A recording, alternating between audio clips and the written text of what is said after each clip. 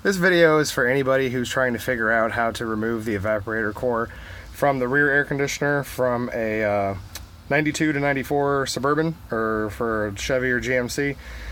I had a lot of problems finding information on how to do this, so I figured I would make a video about what I did, and hopefully it can help somebody.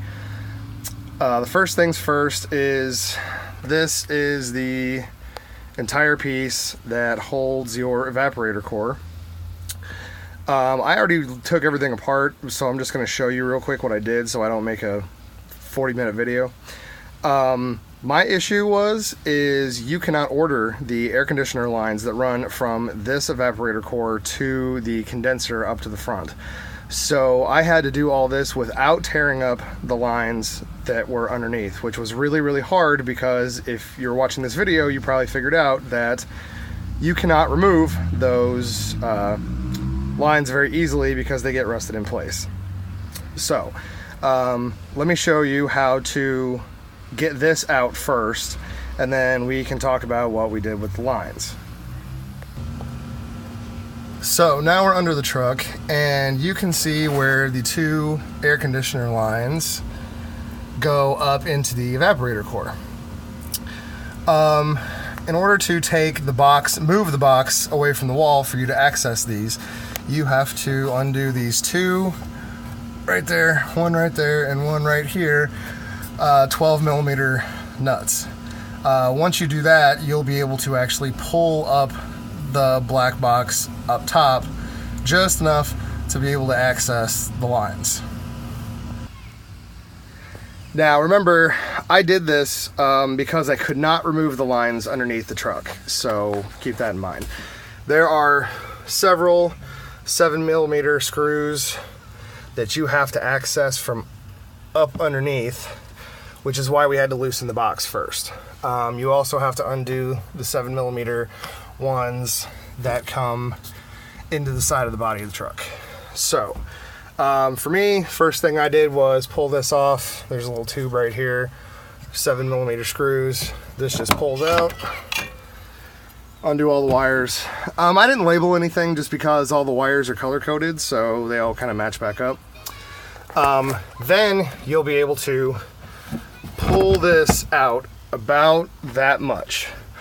That gives you just enough room to get back in there with a screwdriver and access all the backside screws that go underneath here. There are 5, I believe. 5, 6. There's one over there too. So after you get all those off, you can take the top off. Okay? So, here's your evaporator core.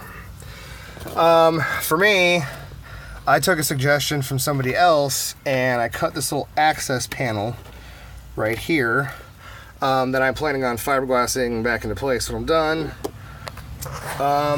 So, what I did here is I lifted this up like that, and when it wasn't cut, the one line was coming up right here. And I could take an angle grinder and grind right here. That got me enough to where I could pop this one off. So in here, same issue with this, I cut this line right here before the nut to be able to remove the evaporator core so I could get to the expansion valve. So after we do that, this should just pull right out like that. So now you have your expansion valve down here. This one wasn't too hard. I was able to get this one off pretty easy. So took it off. Hold on just a second. And you have this line that connects to the line underneath. Now when you get to this point, you can actually just kind of work this out just enough and get it around that little S curve of that and pull this whole piece off. Then I was able to get to these two that connect that one right there to this right here, you can pull this up and get on one side and another side with like crescent wrenches. I let these soak for like 5 days in PB Blaster and they were not coming off. So, but I ended up getting this one off. I don't know how, but the threads, if you can see this,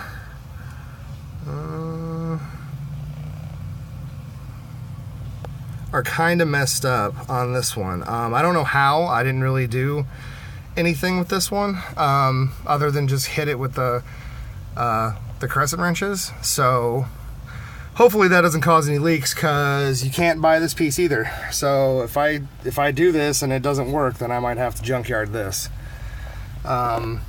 So this one right here, I got this. You can pull this piece up. This is the piece that screws into the line that I was trying really hard not to screw up. What I ended up doing is if I can, I had one wrench. Hold on just a second. Okay, so as you can see, this was the one I had a lot of trouble with.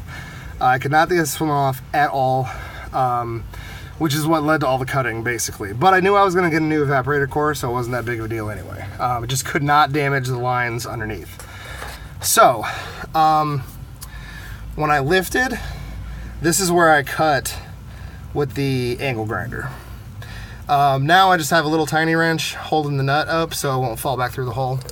But basically what I did to get this off was get a crescent wrench on like right there, and then I had a 1-inch impact socket that I could fit right on top of there, and I hit it with my impact wrench, and it was still kind of a pain in the butt, but it came right out. So hopefully this helps somebody. I managed to get through it without tearing up anything that I wasn't going to replace anyway. So hopefully this helps somebody that's looking for this. Like I said, I found a lot of information on older ones and a lot of information on like 99s and up, but I couldn't find anything in the early 90s range. So hopefully this helps somebody.